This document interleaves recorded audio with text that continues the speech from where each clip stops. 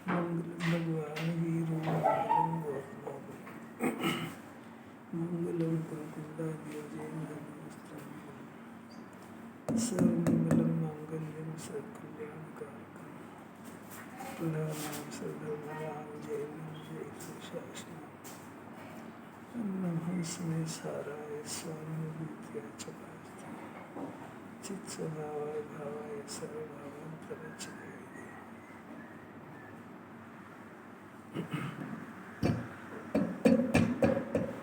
भक्त जीवों को प्रातः उठकर जिनेंद्रियों तक गुरु का दर्शन करना चाहिए। भक्ति पूर्वक उनकी वंदना स्तुति भी करना चाहिए और धर्म का श्रवण भी करना चाहिए। इसके बाद ही अन्य ग्रह आदि संबंधी कार्य करने योग्य है, क्योंकि गणधर आदि महापुरुषों ने धर्म अर्थ काम मोक्ष इन 4 पुरुषार्थ में धर्म का ही सबसे प्रथम निरूपण किया है। श्री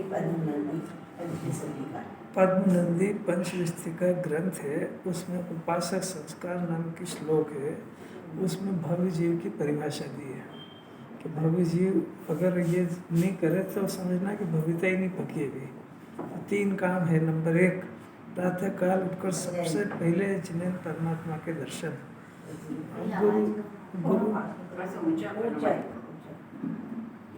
जिन्हें परमात्मा के दर्शन, गुरु के दर्शन, और फिर भक्ति पूर्वक, ऐसा नहीं अनबने मन से फॉर्मेलिटीज के लिए। आजकल की जनरेशन को तो खत्म ही हो गया सब। उसका अर्थ है कि भव्यता चली गई, मोक्ष मार्ग में आया हुआ चांस चला गया। अनंत काल में जैन कुल में आया था और ये भव्यता ही नहीं पकी अभी। ये शास्त्र सुनना, आत्मा सुनना तो बहुत आगे की बहुत ऊंची बात है। जिसको सुबह उठ करके जिन्हें परमात्मा याद नहीं आए, वो खाना पीना और घर के काम याद आए कि पहले सब कर ले, भगवान का भगे जा रहे हैं। आजकल की सासू को क्या कहना है कि पहले घर के सब काम करो, भगवान के भगे जा रहे हैं क्या? 10 बजे भी मिलेंगे, वो तो 11 बजे भी मिलेंगे। बस वो प्रवृत्ति से आज की जनरेशन खत्म ही हो गई पूरी। मतलब वो कितना बड़ा नुकसान करा उसने वो नहीं समझ पाया। 3 शर्त है, जिनेंद्र देव के दर्शन, गुरु के दर्शन, और फिर भक्ति पूर्वक वंदना और स्तुति। भक्ति पूर्वक, अनबने मन से नहीं, मन लग रहा नहीं लग रहा उसका अर्थ समझ रहे नहीं, फॉर्मेलिटीज करी जल्दी जल्दी फटाफट। वो बोलते ही ऐसे मंदिर का काम निपटा के आओ जल्दी जल्दी, काम निपटना कह रहा है उसको, तो भाषा ही बोलने की तमीज नहीं आ रही। फिर स्तुति करके यहाँ तक तो कुछ नहीं हुआ, यहाँ तक तो उसकी कषाय की मंदता हुई और उसको शास्त्र समझ में आने की पात्रता जगी है। और जब पात्रता जगती तो घर चला जाता है। सारी 90% जब समाज की स्थिति ऐसी खराब है। पहले तो आवे ही नहीं, आवे तो भक्ति पूर्वक करे नहीं। ये जो कषाय का जो ताप है ना, जो घर पे रहता है, वो इस 3 चीज़ों से थोड़ा डाउन होता है। और उसके बाद उसको आत्मा की बात समझने और शास्त्र समझने की लायका तो पात्रता बनती है। तो उसकी बात समझाएंगे। अगर इतना नहीं है, डॉक्टर भी जो है एकदम से जाते से ना बीपी चेक करता है ना सर्जरी करता है। पहले उसके सारे चेक नॉर्मल आ जाए और फिर वो बिल्कुल नॉर्मल हो सब, तब जाके सर्जरी करता है। तो ये तो आत्मा की सर्जरी है, ये ऐसी एबनॉर्मल कंडीशन में थोड़ी होती है। इसके बाद क्योंकि गणधर आदि पुरुषों ने तो यही करा है। अगर तो गणधर से बड़ा है तो क्या करें। ये अभी माँ बाप को भी इतना ढंग नहीं है कि बच्चों को सिखाए सबसे पहले जय मंदिर जाओ, सब काम बाद में करना। बोलो तो सही, बोलने में क्या, किसी की ताकत ही नहीं बोलने में। तो आपका परिणाम ऐसा छाती पे चढ़ गया है, बहुत मुश्किल है, बहुत मुश्किल है। क्या पंडित जी कुछ समझ में आ रहा है ताकत पोते पोते को बोलने की? तो पूछ रहा हूँ, कुछ जवाब है आपके पास? सुना ही नहीं। अच्छा है, ऐसी बात सुनना भी नहीं चाहिए। हाँ, तो ऐसी बात सुनना भी नहीं चाहिए, खाली चुपचाप रहो। क्या कहा साहब, मैंने सुना ही नहीं। अरे क्या बोले वो, उसको खुद को महिमा आए तो बोले, क्या बोले वो, ये हंसी मजाक समझ रहे। ये नहीं, आप ये बताओ कि आपको पता लग जाए कि अपना बच्चा गलत लाइन में है तो क्या चुपचाप मौन से रोटी खा लेते हो कि उसको सुधारने के जी भर के प्रयत्न करते हो? और हो सके ना तो कहता तू नहीं सुधरता मैं त्याग करता हूँ रोटी का, तो कह देगा मरो कली मरना हो तो ऊपर से तो नहीं कहेगा, अंदर से कह ही देगा। अनादिकाल से करते आ रहे हैं। आज तो आप 30 जन्म की बात करो, अनादिकाल का रोना नहीं रोना, क्योंकि इस जन्म में अनादिकाल के किए पाप को धोने का अवसर है। अनादिकाल की बात चल रही है, इसलिए उसका पोषण करने के लिए पुराने पाप मत करो। समझ में आया मैं क्या कह रहा हूँ? अनादिकाल से चले आ रहे बात सही है, वो उसको धोने का चांस सिर्फ और सिर्फ जैन दर्शन में जिन्हें परमात्मा के द्वारा बताई गई थ्योरी में ही है। और वो चांस आया और वो चांस को भुनाने की बजाय कहे कि मैं तो अनादि से ही मेरी आदत है। अरे पर तंबाकू खाने से तेरे को कैंसर हो गया ना, तो अब अनादि की आदत को छोड़ेगा कि और खाएगा? डोज डबल करेगा कि बड़ा कम करेगा? छोड़ने बैठे हैं ना। हाँ अरे अलौकिक बात है। देखो अपने पास श्लोक है, बहुत ही अद्भुत श्लोक है, पूरा जिनागम का सार है इसके अंदर, बहुत शांति से समझने का है। वो इसके अंदर बहुत गंभीर रहस्य भी है, वो सही यथार्थ नहीं समझे तो स्वच्छंद होने के चांस भी बहुत है। देखो श्लोक पढ़ो पहले 150 नंबर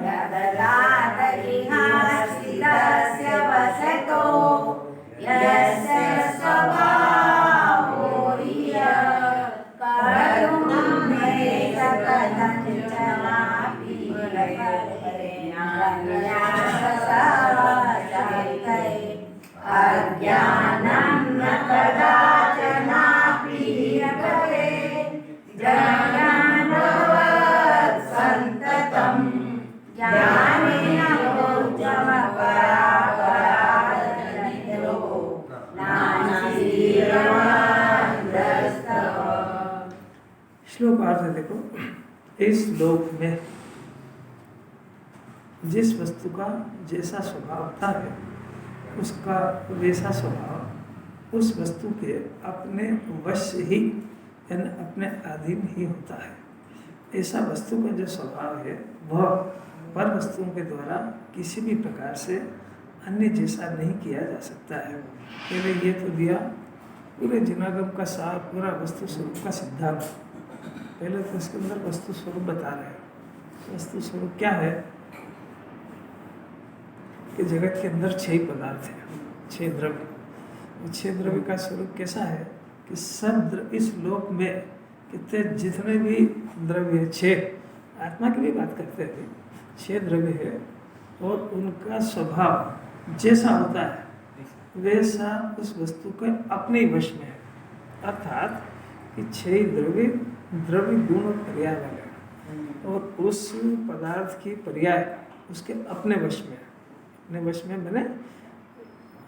में मैंने वो खुद भी बदल दे ऐसा वश नहीं है, पर उसके अंदर किसी दूसरे का हस्तक्षेप इंटरफेरेंस नहीं है, इसका नाम वश में। वो अपना 5 द्रव्य जो है ना जगत में, जीव, पुद्गल, धर्म, अधर्म, आकाश और काल, इसमें जीव को छोड़ के जो 5 द्रव्य हैं उनमें तो सारा ही परिणाम शुद्ध है, विकार उसमें है, इसलिए उसको एक जैसे ही परिणाम। पर अब जीव के अंदर 2 बातें हैं, एक विकारी परिणाम भी होते हैं और एक अविकारी परिणाम भी होते हैं। जीव के अंदर ही विशेष क्वालिटी है। परंतु यहाँ ये बता रहे हैं कि ये उसका स्वभाव ऐसा है कि चाहे वो विकारी पर्याय करे और चाहे निर्विकारी करे, वो अपनी पर्याय उसकी परिणाम अपने वश में स्वतंत्र है। उसकी विकारी परिणाम में भी किसी का हस्तक्षेप नहीं है और निर्मल परिणाम में भी किसी के हेल्प और हस्तक्षेप नहीं है। ये वस्तु का स्वरूप है। अब ये समझ में आ जाए। पहले आपको वस्तु स्वरूप बता रहे, ज्ञान अज्ञान की बात मैंने करी ही नहीं है। जैसा मैं बोल रहा हूँ वैसे जरा ध्यान से सुनो भी। अभी पहले नियम बता रहे हैं, अब नियम का उल्लंघन कौन करता है बात अब बताएंगे। पहले जगत का नियम है, क्या नियम है कि बाहर कर्फ्यू लगा हुआ, घर के बाहर कोई नहीं निकलेगा। अब सजा की बात है, जो उधम करेगा रोड पे आ गया तो अरेस्ट, जो घर में रहेगा वो बचा हुआ। तब ये एक नियम बता दिया कि 6 द्रव्य अपने अपने द्रव्य पर्याय में है। वो मिथ्या दर्शन करे तो भी किसी का इंटरफेरेंस नहीं है, सम्यक दर्शन करे तो कोई रोकता नहीं है, उसकी पर्याय का कर्ता वो स्वयं है। अब सम्यक दर्शन की बात तो भी अभी बाद में ले ली, अभी इसलिए अभी तो सिर्फ वस्तु का स्वरूप ये है कि प्रत्येक पदार्थ अपनी पर्याय का करता है। मलिन और निर्मल की भी बात नहीं, मलिन निर्मल की तो अभी आगे लेते, इसलिए उसमें किसी का कोई भी इंटरफेरेंस नहीं है, ये अनादि अनंत नियम है। अगर इतना भी समझ जाए तो ये जो परद्रव्य को परिणमन कराने का आग्रह है, तो आग्रह छूट जाएगा, राग रह जाएगा।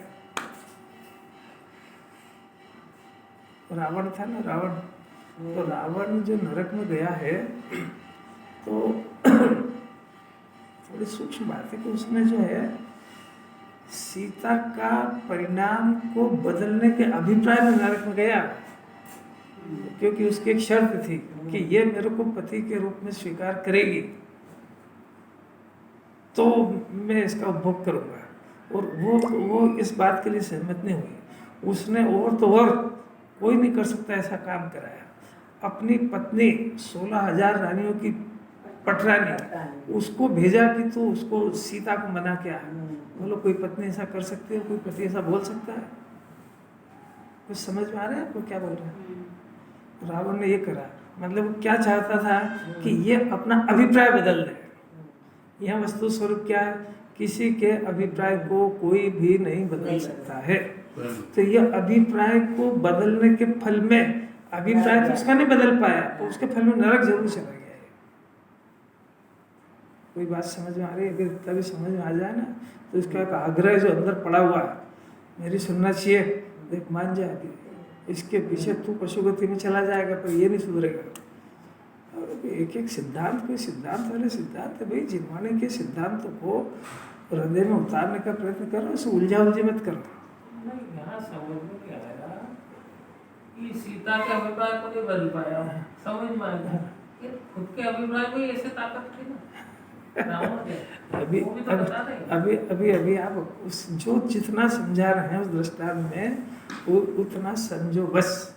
दृष्टांत में से सिद्धांत को निकालना है कि उसके अंदर उस सीता के अभिप्राय को बदलने का जो पुरुषार्थ था, तो वो पुरुषार्थ अनादि अनंत सफल नहीं होएगा, तो उस विभाव के फल में नरक जाना पड़ा उसको। बस इतना सा लेना उसमें से, बाकी आप ज़्यादा दिमाग लगाने की जरूरत नहीं उसमें। अब उतना तो हो गया वो जिनवानी का सिद्धांत, अब अपने अभिप्राय कितने कितने लोगों को पलटाने के पड़ेगा। ये इससे अपना प्रयोजन निकालो ना उसमें, वो तो हो गया उनका जो होना था, वो तो बनेंगे तीर्थंकर, और वो तो वहाँ भी सम्यक दृष्टि थे, गिर गया इधर, सब वो घटनाएं सब अलग है। अभी अपने अंदर अभिप्राय है कि नहीं, कितने अभिप्राय चल रहे हैं, तो इसका फल समझते क्या होगा? एक एक इसका दिन भर काम ही है, उसका अभिप्राय बदलना चाहिए उसका, अरे भाई नहीं बदलाएगा, उसका परिणाम उसके अधीन है, उसके अधीन जिनवान इतनी स्वतंत्र कह रही कि वो खुद चाहे तो नहीं बदल पा रहा, तो कहाँ से बदल लेगा? अभी अपन यहाँ जितने जने बैठे, सबको इतनी बात जिनवाणी की समझ में आ गई ना, तो अभी जिनवाणी ने समझा दिया कि शरीर को अपना मानने की वृत्ति, अभिप्राय है ना कि मेरा है, और आत्मा को अपना मानने की प्रवृत्ति, तो शरीर को अपना मानने की प्रवृत्ति मिथ्या दर्शन है, तो ये उसको छोड़ देना चाहिए। ये हो गया ना तय, अब करके देखो, अपनी पर्याय को पलटा के बताओ। अभी वो तो हाथ में नहीं है उसके। तो इसमें सिर्फ इतना कहना है कि ये जो विपरीतता भी चल रही, कोई दूसरा नहीं करा रहा है, बस ये स्वयं जब चाहेगा तब बदलेगा। दूसरे की वजह से मिथ्या दर्शन नहीं हो रहा है। यानी इसकी शिकायत है कि शरीर है साहब संयोग में, तो अपना मानना ही पड़ेगा कि बिल्कुल नहीं, शरीर है इसलिए आपको मिथ्या दर्शन करना पड़े, ऐसा जगत में नियम नहीं है। ये स्वतंत्र ऑप्शन है आपके पास। फिर से शरीर है इसलिए आपको इसकी चिंता रात दिन करना पड़े, ये कोई ज़रूरी नहीं है। ये ऑप्शन है आपके पास कि इस शरीर के रहते हुए इसका राग करने की बजाय इस राग से भिन्न हटके अपने शुद्ध स्वभाव का ज्ञान करके मोक्ष मार्ग की आराधना करे। तो दुनिया में कोई ऐसा माई का लाल पैदा नहीं हुआ है कि वो इसके इस पुरुषार्थ को बदल दे। बस जिसको ये बात समझ में आ गई उसने अपने परिणामों में पुरुषार्थ पूर्वक, क्योंकि संयोग यही रहेंगे, परिस्थितियाँ यही रहेगी, कर्म के उदय ऐसे ही रहेंगे, उसके बीच में इसको मोक्ष मार्ग की शुरुआत करना है। धीरज से समझो जरा। परिस्थिति वैसी रहेगी। परिस्थिति नहीं बदलेगी, ऐसी रहेगी, वैसी रहती है। ऐसी। स्वर्ग में इतनी अनुकूल हुई तो नहीं कुछ कर पाया, हाँ। क्योंकि परिस्थिति के अपना ज्ञान परिस्थिति के अधीन है ही नहीं, अपना ज्ञान स्वतंत्र काम कर रहा है, इतना ही तो नहीं समझ पा रहा है। अभी तो खाली वस्तु स्वरूप से सहमत नहीं हो रहा है, उसके पर्याय मैं बदलूंगा। देखो उसकी पर्याय को बदलने का अधिकार उसी के पास, अरन भगवान के पास भी नहीं, अपन कहाँ से बदल देंगे। जरा अपने मन को समझाओ, क्योंकि ये रूठ गया, ये रूठ गया मैंने ये समझ नहीं पा रहा, जिद्दी पे आ गया। जब बच्चा जिद्दी पे आ गया ना, कितना ही वो रोटी छोड़ दे, सब छोड़ दे, जिद्दी पे आ गया, यही खिलाना चाहिए, ऐसा जिद पे आ गया, मेरी चलना चाहिए, शरीर टिकना चाहिए।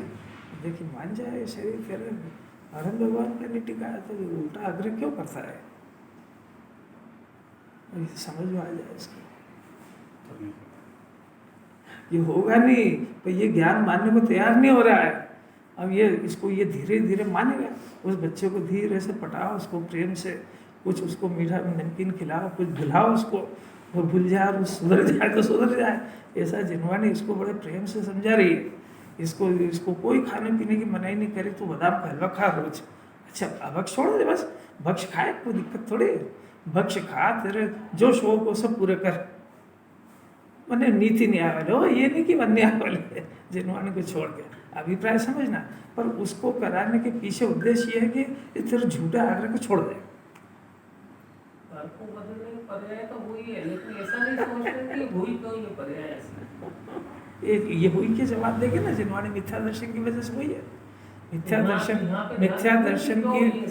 दर्शन की वजह से विपरीत मान्यता खड़ी हुई कि पर से मेरे को सुख आएगा, पर के पर्याय को बदल सकता हूँ। ये मिथ्या दर्शन की संतान है। अपने को चलता है कि नहीं, और तो ये देखे क्या है अपने अंदर चल रहा है, नहीं चल रहा है, हमको दूर करना है। जिनवाणी क्या होमवर्क दे रही है, समझने का प्रयत्न करो जरा सा। जिनवाणी होमवर्क दे रही है कि भाई ये अभिप्राय छोड़ दो, आपको जो करना आप अपने अधिकार में करो। आप अपने घर के मालिक हो, आपका सोफा चाहे जा रखो, आप दूसरे घर में जाके क्यों बोलते हो ये सोफा हटाओ, इधर इधर अलमारी रखो, इधर डाइनिंग टेबल इधर करो। तेरे को अधिकार क्या है, तेरे घर में कर जो कुछ करना। ऐसा जिनवाणी कह रही भाई तुम्हारे अपनी पर्याय में जैसा करना वैसा करो, कषाय करो, मिथ्यात्व करो, वीतराग भाव करो, दूसरा कोई आपत्ति नहीं। अरहत भगवान को भी कोई आपत्ति नहीं। जिन्हें परमात्मा तीन लोक में सब अनंत और केवली सिद्ध अनंत सिद्ध को दिख रहा है ना कि ये अपना जीव मिथ्या दर्शन कर रहा है, उनको कोई आपत्ति विकल्प ये कुछ नहीं। तेरे को अगर ये अच्छा लग रहा है तो चल रहे तेरे, और अगर तेरे को इसमें दुख लग रहा हो तो ये झूठा आग्रह को छोड़ दे, क्योंकि ये अनादि अनंत वस्तु स्वरूप प्रास्त फेल थोड़ी हो गया कि तू शरीर को अपना माने और अपना बन जाए, तो पुत्र को अपना माने और बन जाए, तू कहे वो तेरा मान ले। देखो ये उल्टी चीज सफल नहीं होगी कभी, इसको मानना ही पड़ेगा, इसमें कोई ऑप्शन और समझौता नहीं है। अब समझ में आया इसको दुख हो रहा है कि नहीं। इसके दुख की जड़ ये मिथ्या दर्शन है, इसके दुख की जड़ ये पर की पर्याय को बदलने की खोटी आग्रह बुद्धि है। कैसे समझ में आया इसको। अब इसके और गहरे सिद्धांत भी सब निकालेंगे अंदर कि परद्रव्य कोई भी दुख का कारण नहीं है, परद्रव्य कोई भी सुख का कारण नहीं है। सुख और दुख का कारण अपनी खुद की कषाय और अपना मिथ्या दर्शन, दो चीजें हैं, एक मिथ्या दर्शन है और एक कषाय। अपने सुख का कारण सम्यक दर्शन माने शुद्ध आत्मा को अपना मानना, और कषाय की जगह अकषाय वितराग भाव करना है। परद्रव्य का न ज्ञानी और अज्ञानी दोनों ही ज्ञाता है, स्वभाव से ज्ञाता है। परद्रव्य कोई न मिथ्या दर्शन कराता है और न सम्यक दर्शन कराएगा।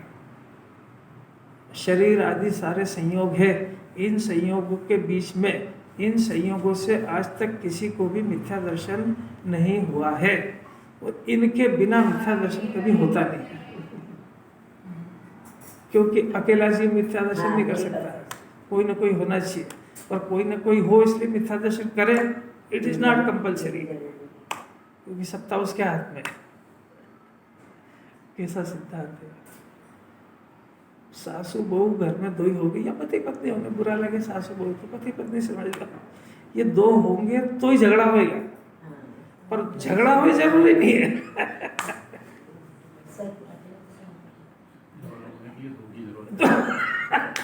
पर ये जरूरी नहीं कि दो होए, क्योंकि वो दो ही समझदार हो, दो समझौता कर ले, दो ही नहीं लड़े, ये भी तो हो सकता है।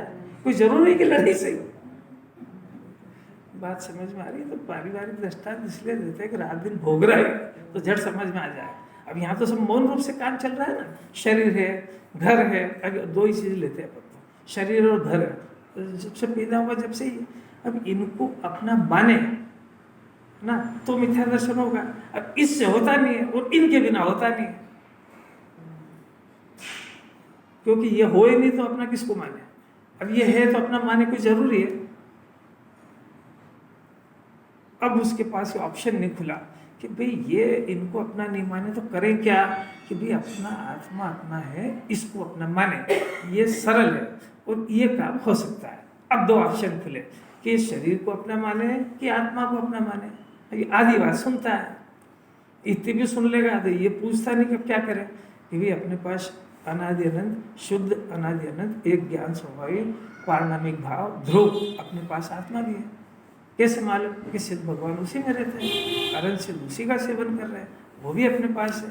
अब अपने को पता नहीं है अलग बात है, पर ये तो सही।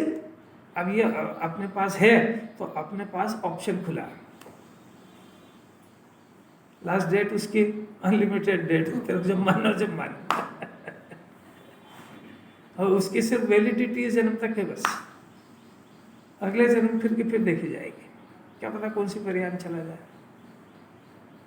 संगी पंचेंद्री में पात्रता है, एडल्ट वयस्क को वोट डालने का अधिकार है ना, ऐसा संगी पंचेंद्री को ये ऑप्शन खुला है कि वो आत्मा को अपना माने कि शरीर को, बाकी संयोग को भी ले लो उसमें। ऑप्शन आपके पास है कि नहीं, उपयोग करना है कि नहीं, एक्सपायरी डेट का इंतजार करो, खत्म हो जाएगी। फिर से किसी भी गेय को देख करके ज्ञाता रहे या कर्ता बुद्धि खड़ी करे, ऑप्शन है कि नहीं। जेनी कोई है ऑप्शन, बाकी तो सारी दुनिया एकांत में भटक रही है, वो ऑप्शन ही नहीं तो वापरे क्या, यूज क्या करे। कैसी भी परिस्थिति बदली बिगड़ी तो आकुलित हो या ज्ञाता रहे, ऑप्शन है कि नहीं। अरे कुछ बोलते तो जाओ। अब ये सीख जाए, बार बार इस ऑप्शन का उपयोग करने लगे, निहाल हो जाए कि साहब भी ज्ञाता ही हम तो, कि देखो जब तक रिजल्ट नहीं आए तब तक जिनवानी नहीं मानती कि ज्ञाता है। वो रूंधी हुई कषाय है तो कषाय की मंदता है, इस वजह से उसने कषाय नहीं करी कि घर के अंदर विवाद और झगड़ा हो जाएगा, रहना तो अपने को यही है। ये उसने अपने आप को फिर उल्टा समझा लिया। अभिप्राय में तो गया ही नहीं ना, वो तो एक पीछे से डर के कारण करा उसने, ये वस्तु स्वरूप को नहीं स्वीकार करा ना। अब भी समझ में नहीं आ रहा है, और कुछ बोलो समझ में भी आ रहा है कि नहीं आ रहा। क्योंकि जिन्होंने नहीं समझ में ऐसी कोई बात ही नहीं है। संगी पंचेंद्रिय नहीं समझेगा तो कौन समझेगा।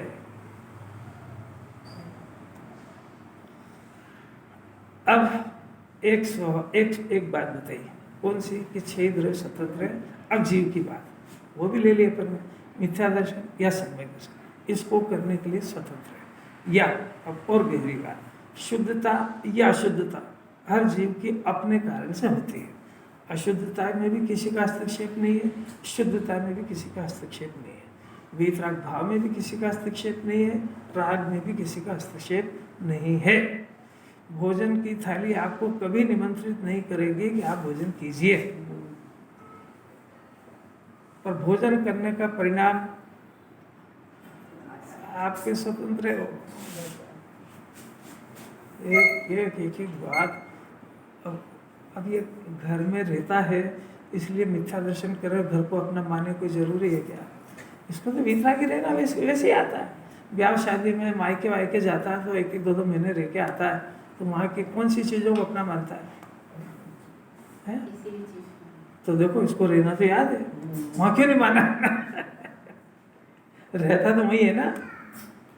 अब वही बात है कि भैया मेरा जन्म तो वही हुआ था, फिर अब जन्म हो गया यहाँ आ गया, तो जहाँ जन्म हुआ था तो अनादि की आदत है, इसलिए मान ले कि नहीं मानेगा, स्वभाव बदल गया उसका। अभी कहा ना कि अनादि की आदत है, तो अनादि काल से शरीर को अपना मान रहा था, अनादि काल से कषाय मजा आ रहा था, इसलिए कर ली, कैसे जाएगी कि नहीं ये बदल जाएगी। नहीं मजा नहीं आ रहा, पाटनी जी को मजा नहीं आ रहा, कोई घर की कोई समस्या लेके तो नहीं आया ज्ञान, नहीं तो यहाँ के मुर्दे से थोड़ी चिन्हवाणी बात करेगी, जिससे बात करेगी तो कहने कौन कौन सी समस्या सुलझा रहा है, जहाँ वो जा ही नहीं सकता वो। अरे इसको प्रेम से सुनो, इसको अनंत काल का लॉटरी पक गई है, कि शायद दुनिया में कोई करा नहीं सकता, मोक्ष मार्ग भी कोई नहीं करा सकता है।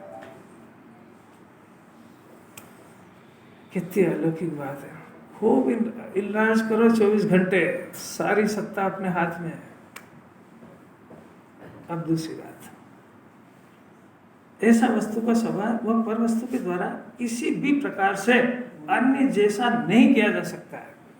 अन्य जैसा मैंने कोई भी पदार्थ मेरे जैसा, मैं जैसा चाहूं वैसा नहीं किया जा सकता है। कोई भी पदार्थ, अन्य पदार्थ वो अपनी इच्छा अनुसार मेरे को नहीं परिणमन करा सकता है। तो समझ में आ जाए इसको। पर वस्तु कोई हाँ, पर वस्तु नहीं करा सकती है और अपन पर का नहीं कर सकते हैं। ऐसा नहीं, अभी ये नहीं ऐसा नहीं है, उसमें दो ही लिखा हुआ है, इसके लिए तो क्लास लगी है। ऐसा थोड़ी है। क्या लोग है, अगर ऐसा अगर इसको पढ़ना आ जाए तो यहाँ इतना सारा ये करोड़ रुपये लगा के खाए के लिए तो मेहनत करी, पर वस्तु तो कर नहीं सकती, पर स्वस्थ भी नहीं कर सकती। वो अलग बात है। अभी देखो जहाँ जो तोड़ रहे हैं, अभी ये बात तोड़ रहे हैं कि पर मेरा करा सकता है कि नहीं करा सकता, कि मैं पर का कर सकता नहीं कर सकता। अभी इतना बस, इतने में इसको 80% शांति हो जाएगी। फिर इतना लोड के अंदर तो आओ, फिर वो जिनवाणी दूसरी स्वतंत्रता बताएगी, फिर अपनी स्वतंत्रता की बात करेंगे कि अपने अंदर अशुद्धि हो रही है, तो अपने अंदर शुद्धि हो सकती है। तो ये अशुद्धि भी कोई नहीं करा सकता है और शुद्धि भी कोई नहीं करा सकता है, ये अंदर की बात है। अब आपसे पूछते हैं कि सम्यक दर्शन भगवान करा सकते हैं कि नहीं, तो फिर वहाँ जाने से क्या फायदा। हाँ ये देखो इतनी होशियार होगी कि उनकी उपस्थिति उनके सानिध्य के बिना हो नहीं सकता है, और वो कराएंगे नहीं। अब दो में से एक बात नहीं मान पाए, या तो जाएगा ही नहीं, और जाएगा तो उनको करता मान लेगा, भी दो ही गलत है। कोई ऐसा समझे ज्यादा उपादान का जोर आ जाए उसको, अरे सम्यक दर्शन तो मैं कर लूंगा, उसमें क्या मेरी पर्याय, मेरे को ही करना है, ये मंदिर ये जिनवाणी की जरूरत क्या है, इससे ज्ञान होता है कि ये बताओ, इससे ज्ञान होता है कि नहीं पहले बताओ। काय को पढ़ाते हो उसको 6-6 घंटे, वो काय को प्रतिज्ञा लेते हो, या तो ये पढ़ते ही नहीं है, और या फिर पढ़े तो इसको कारण मान लेता है, अरे यार जैसा चाहिए वैसा जानना चाहिए। मतलब होते हैं कि आप हमको सिखा ही नहीं सकते। हाँ तो कौन सिखा रहा है, इसीलिए तो हम बोले कुछ और समझ में कुछ आती है। यही तो सिद्ध कर रहे हैं कि मैं बोलता कुछ हूँ और समझ में कुछ आती है, क्योंकि ज्ञान अंदर से आता है। मेरे को समझाना कुछ है और उसको पकड़, उसके ज्ञान अंदर से जो आती है पकड़ता है। ज्ञान भी तो ज्ञान में से आता है। नहीं, अब भी नहीं आई समझ। ये खुद इंजीनियर है, तो ज्ञान तो ज्ञान में से आता है ना। कि इंजीनियर की किताब अपने पास रखो, क्यों गे से ज्ञान आए तो पढ़ लो ना इंजीनियर की किताब। अच्छा ज्ञान की इतनी खिलावट है तो मेडिकल साइंस की किताब रख दो, डॉक्टर की, लो इलाज कर लो उसको पढ़ के। क्यों ज्ञान तो ज्ञान में से आ रहा है ना, कि उससे आ रहा है। अरे उससे आ रहा हो तो डॉक्टर बन जाए ना, इंजीनियर भी उसका नहीं है, उसकी योग्यता 5,000 तो नहीं आएगी, उसके बगैर आता नहीं है और उससे होता नहीं। यही ताल्लुक की बात है, अरे यही ताल्लुक की बात है। और कौन सुनने की है ताकतवर है। अब जिसकी हुनर खराब हो उसके हाथ में इंजीनियरिंग डॉक्टर की किताब आई है, ये जिनवाणी आई नहीं उसके हाथ में, तो वो उसका ज्ञान वही आने का काल है। अगर उसकी बुद्धि थोड़ी ठीक होती, भविता पकती, तो उसके साथ ये भी आ जाती हाथ में। नहीं अब भी नहीं सुनते। गुरुदेव का नाम तो सुना है, अब उनके हाथ में कोई नहीं, इंजीनियरिंग में कॉलेज की कोई किताब आई ही नहीं, यही हाथ में आया। अब इसकी उनार खराब है, अच्छी उनार है जब तो बच्चे को फार्म भेजा, कहाँ भेजा? हाँ अब तो कोई नहीं है। अब कोई नहीं भेज दिया। क्या अलौकिक अपने आप को ठगने में एक्सपर्ट है। जब सब कुछ हो हुआ के अपन थोड़ी करता है उसके। अरे अनिल प्रसाद, अपने आप को ठगो मत, सिर्फ मानने की बात है, वो तो जो उसके उदय अनुसार जो उसकी योग्यता पात्रता वही होता है, सिर्फ ये करता बनता है, उसका जिन्होंने निषेध कर रही है। इतना सिद्धांत समझा। अब देखो, इसलिए जो निरंतर ज्ञान रूप परिणमित होता है वह कभी भी अज्ञान नहीं हो सकता, इसलिए है ज्ञानी। अभी देखो ये लाइन आई ना, कितनी गजब की लाइन। इसलिए जो निरंतर ज्ञान रूप परिणमित होता है। अब ज्ञान रूप परिणमन का क्या है? जिस जीव ने अपने शुद्धात्मा को स्व जान लिया, प्रतीति कर ली, श्रद्धा ज्ञान और चारित्र तीनों की निर्मल पर्याय जिसको प्रकट हो गई, उसको जिन्वाणी ज्ञानी कहती है। और उसका परिणमन निरंतर ज्ञान रूप होता है। कषाय होती है तो कषाय का वो ज्ञाता रूप होता है। अज्ञानी निरंतर अज्ञान रूप परिणमन करता है, यानी कषाय में लोटपोट होकर परिणमन करता है। उसके पास कषाय भी रहती, ज्ञानी के पास भी कषाय, अज्ञानी के पास भी है। तो अज्ञानी कषाय रूप परिवर्तन करता है, परिणमन करता है, और ज्ञानी ज्ञान रूप परिणमन करता है। तो कषाय रहती है वो, तो वो उसके ज्ञान में ज्ञेय रूप से रहती है। बात समझ में आई? तो अब जो ज्ञानी है वो निरंतर ज्ञान रूप परिणमन करता है, और ज्ञान रूप परिणमन करने के कारण वो कभी भी अज्ञान नहीं होता है। यानी उसके संयोग में कैसा भी रागादि का परिणाम दिखता हो, कैसे ही खाने पीने की क्रिया दिखती हो, पर उसका परिणमन ज्ञान रूप रहता है। और इन दोनों परिस्थिति का वो ज्ञाता होना सीख गया, इसलिए इन परिस्थितियों के कारण वो ज्ञानी भी नहीं हुआ और अज्ञानी भी नहीं हुआ है। वो तो अपने ज्ञान स्वभाव को जानने के कारण ज्ञानी हुआ है। इसलिए गाथा है, आज भी पहले ज्ञानी का ज्ञान में परिणमन होता है, अज्ञानी का अज्ञान में होता है। ये यहाँ लिखा है, स्वभाव उस वस्तु को अपने वश में ही है। हमारा स्वभाव ज्ञान स्वरूप है, तो अज्ञान कैसे होगा? ज्ञान होएगा जब तक ज्ञान होएगा। दूध है ही नहीं तो दूध फटेगा कैसे? अरे ज्ञान नहीं होगा तो अज्ञान कैसे होगा? ये जान रहा है, ये ज्ञान है। अभी अज्ञान क्या होगा कि पर को अपना जान लेता है। ये अज्ञान हो गया कि नहीं हुआ? जानना स्वभाव है ना, तो जानना तो उसका गुण है। अब जानता है तो जाने केवली की तरह, और ये अपना जान लेता है, अज्ञान हो गया कि नहीं हुआ? तो अज्ञान रूप परिणाम चल रहा है कि नहीं? उनका क्वेश्चन है कि जब अपने वश में ही है ज्ञान, हाँ, तो फिर अज्ञान को क्यों परिणमन होता है ना? हाँ, तो आपको फिर से समझ, बार बार समझा रहे हैं आपको, यही तो कह रहे हैं, ज्ञान में ज्यादा समझ ही नहीं आ रही है। ज्ञान का अज्ञान रूप परिणमन होना, ये उसका अज्ञान रूप होना, ये उसका स्वभाव है। स्वभाव नहीं, विभाग रूप स्वभाव है उसका। वो उसके अंदर दूसरे का हस्तक्षेप नहीं है, ये बात चल रही है अभी। और वो अज्ञान रूप परिणमन उसका उसको स्वयं की अज्ञानता से अज्ञान रूप परिणमन हुआ है। अतः जिनवाणी कह रही है कि ये जो परिणमन ये अज्ञान है, इसको थोड़ी मालूम कि अज्ञान है। बात आपको समझ में आई? अभी अभी अभी अपना कोई सा भी परिणाम, अभी अपने कोई से भी कषाय हो तो अपने को विभाग दिखते है, स्वभाव दिखते है। बोलो ना, बोलो बोलो, पंकज जी बोलो। दिखते है ना स्वभाव? ये तो जिनवाणी कह रही कि विभाग है, उसको थोड़ी पता है। ये बात है। तो अब प्रश्न है कि ये इसको उल्टा परिणमन कराया किसने? अरे खुद ही करता है बेटा बेटा, ये तो उसकी स्वतंत्रता सिद्ध कर रहे हैं। अभी जिनवाणी बताएगी, अभी तब तो जब तक ये जिनवाणी नहीं सुने तब तक दुनिया में किसी की ताकत नहीं कि इसके जो गंदे परिणाम है उसको ये विभाग मनवा दे। वो कहेगा मैं जो कर रहा हूँ सब सही है, आपको क्या है?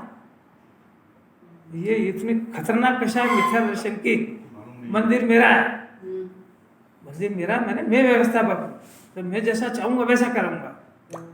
ये जड़ जो जैसा घर को अपना मान रहा है, ऐसा धार्मिक संस्थाओं को अपना मान रहा है। तो मिथ्या दर्शन वैसा कैसे रहेगा? मैं जो चाहता हूँ वो होना चाहिए। अब ये वो स्वभाव के विभाव, ये उसको उससे पूछो खुद से, वो मरना मंजूर करेगा मगर इसको विभाव नहीं मानेगा। इसका मतलब स्वभाव नहीं जानता। हाँ तो साफ साफ तो बात है, और क्या कह रहे हैं? स्वभाव नहीं जानता है या विभाव को स्वभाव जानता है कि तो बात है। अरे जरा सा समझने का प्रयत्न करो, ये मामले बहस के नहीं है, ये अपने अंदर जो अज्ञान चल रहा है उसको नहीं पहचान रहा है। और ज्ञानी बनने का प्रथम सोपान अज्ञान की पहचान है, तभी तो धोके रखेगा उसको। जब उसने अज्ञान को ज्ञान जान लिया, विभाव को स्वभाव जान लिया, तो देखो साहब वो टीवी देखना तो 24 घंटे इतनी मेहनत करते हो, शाम को 1 घंटा तो देखेंगे, हमारा स्वभाव है कि इतना मनोरंजन नहीं करे क्या? अब उसको कोई दुनिया में मनवा दे कि विभाव है। ये आज संडे को क्या पता कैसे आ गए, 1-2 जने आए तो बच्चे चला जाओ, क्या करें? अरे साहब ये 7 दिन में 1 दिन आता है, एंजॉय करेंगे, यहाँ रोज के रोज सुनने आ जाए। तो अभी 7 दिन में 1 बार छूट मांग रहा है ना, ये स्वभाव है कि विभाव? अभी उसके कह के देखो विभाव है, वो छुड़वा के देखो। नहीं अरे अरे प्रैक्टिकल अपने ऊपर लगा के देखो, बातों से क्या हुआ है? ये तो क्या पता कैसे यहाँ आ गया। और वो यहाँ कुछ ज़्यादा लोगों की गिनती की बात नहीं है, समझदार लोगों की जरूरत है। इतना पुरुषार्थ है। अभी उससे पूछो कि भी देखो घर के अंदर तुम अकेले कपड़े पहनने वाले हो ना, और किसी व्यक्ति के बात नहीं हो, नहीं तो अपने माथे ले लो। और मेरे को लगा कि तुम अकेले रहते हो, तुमको 25 साड़ी बहुत होती है साल भर में, और क्या चाहिए? ज़्यादा की क्या जरूरत है? आपको क्या पता? रत्नकर्म शावकाचार्य में लिखा है कि गृहस्थी के पास अगर परिग्रह नहीं हो तो गृहस्थी 2 कौड़ी का होता है, और अगर मुनिराज परिग्रह रख ले तो 2 कौड़ी के हो जाते हैं। आपने पढ़ा है कि नहीं पढ़ा? तो मैं तो गृहस्थी हूँ, इसलिए मेरे पास तो चाहिए। अच्छा भी चाहिए तो तू बता दे कि स्वभाव है कि विभाव? अरे स्वभाव जब भी तो चाहिए रख रहा है, विभाव लग रहा है वहाँ। अरे अलौकिक बात है। विभाव लगता है ना तो विभाव को छोड़ने की तैयारी रहती है। बुखार विभाव की स्वभाव, तो निरंतर भाव क्या होता है? ये कब जाए? तो आपको कब लगता है ऐसा कि परिग्रह कम हो? अरे बोलो तो सही, नहीं लगता है। ये देखो ईमानदारी से बोल रहे हो, तो उसको अपनी बात नहीं कट जाए ना, इसलिए गर्दन हिला है, विवाह में तो चाहती है। अरे अलौकिक बात है, अलौकिक। अपने आप को ठगो मत, ईमानदारी से अपने ज्ञान से फैसला करो। इसकी सजा दूसरा नहीं भोगेगा, खुद ही भोगेगा। समझ का बात कभी सुना नहीं। देखो सुनो, शांति है ना, आप उल्टा हो जाए। अपराध 2 तरह के होते हैं, यहाँ दोनों तरह का बता रहे हैं। यहाँ पहले श्रद्धा का बता रहे हैं। एक तो होता है अपराध विपरीत मान्यता का, जिसका नाम मिथ्या दर्शन है। और एक अपराध होता है पर पदार्थ को भोगने संबंधी राग का, ये दूसरा अपराध है। ये 2 अपराध है। इसमें अपराध नंबर 1 उससे ज्ञानी निवृत्त हो चुका है। दूसरे नंबर का अपराध उसको अभी बाकी चल रहा है, तो वो उसका इलाज करेगी जिनवाने, वो खुद भी कर लेगा क्योंकि वो जानकार हो गया। पर पहले नंबर का अपराध को ये अपना समझ ही नहीं पा रहे। ये होता है, इसका दूसरा नाम है श्रद्धा का अपराध, और वो चारित्र का अपराध है। राग होना ये चारित्रिक अपराध है, और राग की पूर्ति करना, उससे सुखी हो जाऊंगा, ये श्रद्धा का दोष है। ये श्रद्धा की विपरीतता है। आई समझ? अब दृष्टांत, रोटी खाने का परिणाम है ना, ये रोटी खाने का परिणाम है ना राग। ये रोटी खाने का परिणाम ये चारित्रिक दोष है। ये मुनिराज तक चला जाता है, 6ठे गुण स्थान तक। तो ये अपराध को अभी यहाँ बात नहीं कर रहे, पर ये भी अपराध है। पर इससे बड़ा अपराध ये है जो श्रद्धा की विपरीतता का है। रोटी मैं खा सकता हूँ, है ना। तो अब जिनवाणी प्रश्न करती है कि ज्ञान रोटी को कैसे खाएगा? बात समझ में आई? रोटी मैं खा सकता हूँ, रोटी मैं बना सकता हूँ, रोटी जब खा भी सकता हूँ, बना भी सकता हूँ, तो कोई हवा में थोड़ी आएगी, तो इसके लिए मेहनत भी करो। तो मेहनत दुकान में चला सकता हूँ, फिर दुकान चला सकता हूँ, तो दुकान आसानी से थोड़ी चलेगी, तो खरीदी भी करो, लाओ भी सही, बेचो भी सही। ये सब धंधे नहीं चल रहे हैं, ये सब मैं कर सकता हूँ, ये कर सकता हूँ, ये इसकी श्रद्धा का दोष है।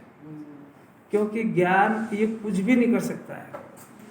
पर्याय बदलने की कोशिश करना है। ये देख लो आप। तो अब ये जो है, ये श्रद्धा का बड़ा भारी अपराध है।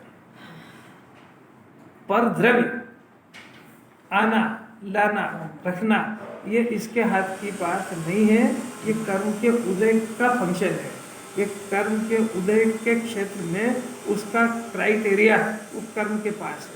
वो सब उसका मालिक, लाने वाला, भेजने वाला, छोड़ने वाला, सब वो उसका क्षेत्र कर्म के अधिकार क्षेत्र में है, जीव के अधिकार क्षेत्र में नहीं है। तो उसको अपने अधिकार क्षेत्र में मानना, इसका नाम इस विश्व का सबसे बड़ा पाप है। उसको भोगना ये दूसरे नंबर का पाप है।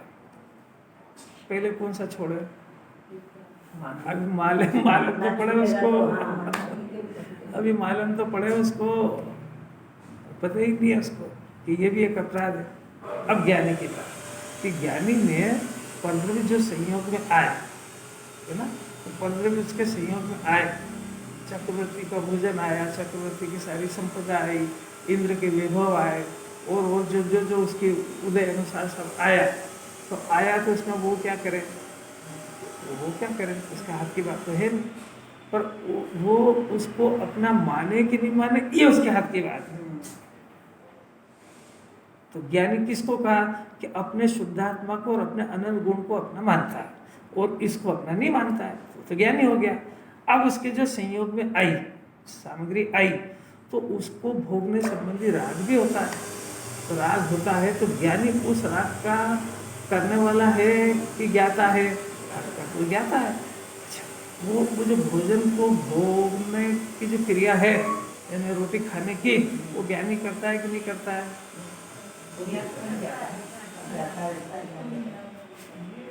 तो किस बल को कर रहे हो ऐसा? अभी जो पूछ रहे उसका जवाब दो।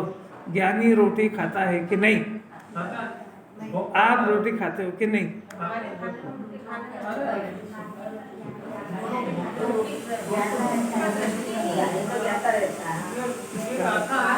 इसका अर्थ है कि आज तक कुछ भी नहीं सुना। इसको कोई नया विद्वान आ जाए तो मेरी इज्जत को दोहरा के रख दे तुम्हारे प्रश्न के उत्तर। ज्ञानी हो कि अज्ञानी, कोई भी पर वस्तु का भोग तो कर ही नहीं सकता। रोटी न ज्ञानी खाता है न अज्ञानी खाता है। तो खाता क्या है कि अज्ञानी उस रोटी संबंधी राग को खाता है। आई समझ? रोटी वोटी नहीं खाता है, रोटी संबंधी राग को खाता है। इसलिए उपास उसको कहते हैं रोटी संबंधी खाने के राग का त्याग। रोटी के त्याग का नाम उपास नहीं है, क्योंकि वो तो नरक में भी नहीं मिलती है। अब आई समझ बात? ज्ञानी खाता है, ज्ञानी खाता है, कौन नहीं खाता?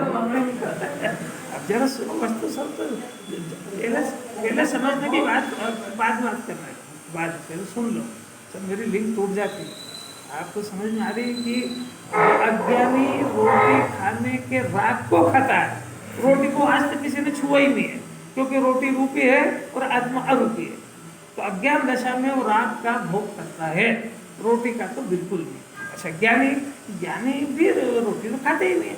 तो ज्ञानी को जो राग उत्पन्न हो रहा है रोटी खाने संबंधी, तो राग से फिर ज्ञान कर चुका है, तो रोटी खाने के राग का भी ज्ञाता है।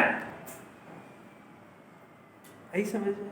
और अज्ञानी रोटी तो खाते ही नहीं है, पर रोटी खाने का राग करता है, और वास्तव में उसको रोटी से संतुष्टि नहीं मिलती है। वो उस जाति का राग शांत हुआ तो उसको लगता है कि मेरा पेट भर गया। पेट नहीं भरता वो उस संबंधी आकुलता खत्म हुई, वो आकुलता दूसरी हो जाएगी, वो अलग प्रकरण है। उसको भ्रम हो गया ना, रोटी खाने से सुखी हो गया, सुखी थोड़ी हुआ है।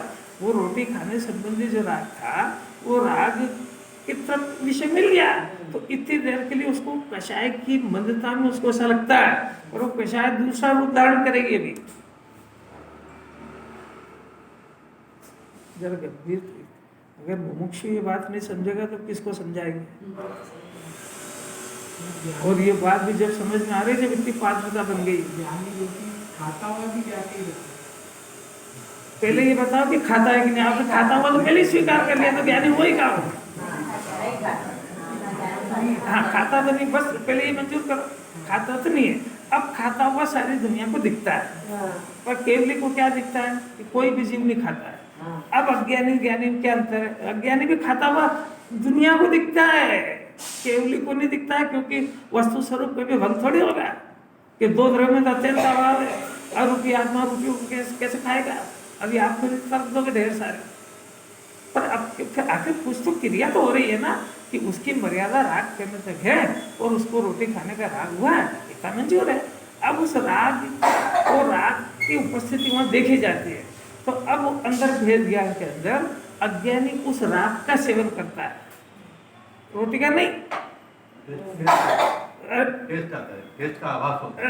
राग का, रोटी का नहीं, राग का। राग राग माने इच्छा। तो उस इच्छा को अज्ञानी ऐसा मानता है कि मैंने रोटी खाई, जबकि वास्तव में तो इच्छा का सेवन कर रहा है।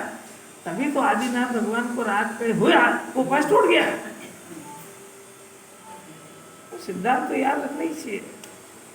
रोटी तो नहीं खाई ना हमने, और रोटी खाने का राग हुआ कि नहीं, तो फिर उपास कहलाया कि नहीं? अच्छा, उन कहते नहीं, और अपने इसका अर्थ क्या हुआ कि रोटी खाने का राग का त्याग करा रही, उसका नाम उपास है। रोटी खाने की क्रिया नहीं खाई, उसका नाम उपास है ही नहीं, क्योंकि वो तो भिखारी नहीं खाता, डॉक्टर ही लंघन करा देता है। ऑपरेशन थिएटर में गए तो 3 दिन कुछ नहीं खाना, तो उपास कह दो ना उसको। क्यों? रोटी तो खाई थी, और क्या? नरक में नहीं खाई 33 सागर, खाने की इच्छा का क्या हुआ?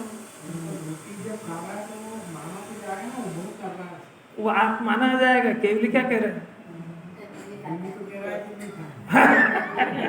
इसीलिए कह रहे हैं, पहले जो बात चली वो समझो। नरक के नारकी को इच्छा है कि नहीं कि 3 लोग को नाज जो खाए हैं, 3 लोग का नाज खा जाए तो पूर्ति ना हो, तो उपास हुआ कि नहीं? क्यों नहीं हुआ? इच्छा थी। तो इसका अर्थ है कि रोटी खाना और नहीं खाना उपास नहीं है। अरे अब क्यों चुप हो गए यार? आगे तो बढ़ोगे। और बोलो, बोलते क्यों नहीं यार? जब मैं पूछता हूँ तब नहीं बोलते। इसका अर्थ हुआ कि परिभाषा ये हुई कि रोटी खाने की क्रिया हो कि नहीं हो, इसका नाम उपास नहीं है।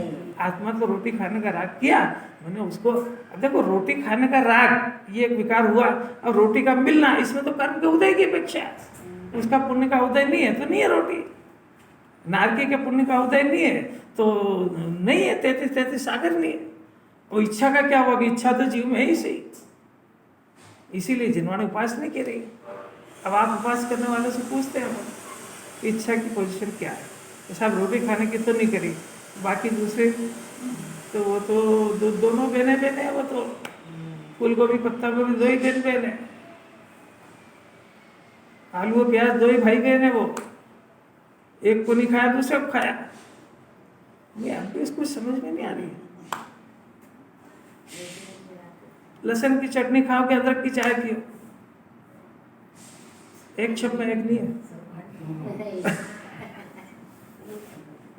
अरे इसने जैन दर्शक को समझने का प्रयत्न करा ही नहीं इसने। पालना करने की इच्छा की उपास नहीं। हाँ, ये आप जान लो। जिनवाणी तो बस खाली आपको सूत्र समझा दिया, आप सब समस्या हल कर लो उससे। गणित में और क्या कराएंगे? गणित में पढ़ाएंगे ना। अच्छा, जो आपने को का पढ़ाया, आपको पूरी कैसे बनती है वो भाषा वो सिखा दिया, आप बनाते रहो, पूरी जिंदगी बनाते रहो। 12 खड़ी सीख ली ना, सब कैलकुलेशन कर लो, का सीख लिया ना, सब शब्द बनाओ आप। ऐसा जिनवाणी सूत्र दे देगी, आप लगाते रहो, कोई हर बात थोड़ी इसमें लिखेंगे। इधर उधर नहीं देखना, ये 12 खड़ी अपने मेरी बात करते रहना। कैसी अलौकिक बात है। अब मेरे को जहाँ तक लाना वहाँ तक आगे आ देखो, अब जरा सी घड़ी बड़ी मत देखना, संडे है इसलिए। इसके बाद पढ़ना होगा ना, पंकज जी को पढ़ना है। पढ़ना तो है, अब अकेले ही पढ़ेंगे, इसलिए बस देर से तक पढ़ लेंगे और क्या। तो अब क्या हुआ कि ज्ञानी को जिनवाणी कह रही है कि तू परद्रव्य का भोक्ता तो है ही नहीं, अब जो राग उत्पन्न हो रहा है इसका भी तेरे को इंटरेस्ट नहीं है, राग का कर्ता तू बनता नहीं है, वो जो राग हो गया है इससे तेरे परिणामों का कोई संबंध नहीं है, इस राग से तेरे को मिथ्या दर्शन नहीं होता है, इसलिए इस राग को और पर पदार्थ से तेरे को कोई नुकसान नहीं है। इसका अर्थ है कि उसको भोग, मैंने भोग का अर्थ कि तू इसके होने से डरे मत, ये जिनवाणी कह रही है इसको। ये भोग की लाइन के लिए मेरे को इतनी मेहनत करना पड़ेगा। अब जिसको जितनी समझ में आए, भोग का भोग मतलब नहीं समझ, मतलब कोई चीज आई, खाना आया, उसका भोग तो करेगा। अभी बहुत बहुत दूर समझ जहाँ जिनवाणी ले जा रही वहाँ से काफी कोसों दूर की बात पे फिर चला गया। आत्मा की मर्यादा के अंदर बात करो, आत्मा की पर्याय में राग होता है, ये उसी का भोग है और उसी का भोग है, बस राग का भोग और उसके फल में दुख आता है उसका भोग करो, यही चलेगी, बस चलेगी।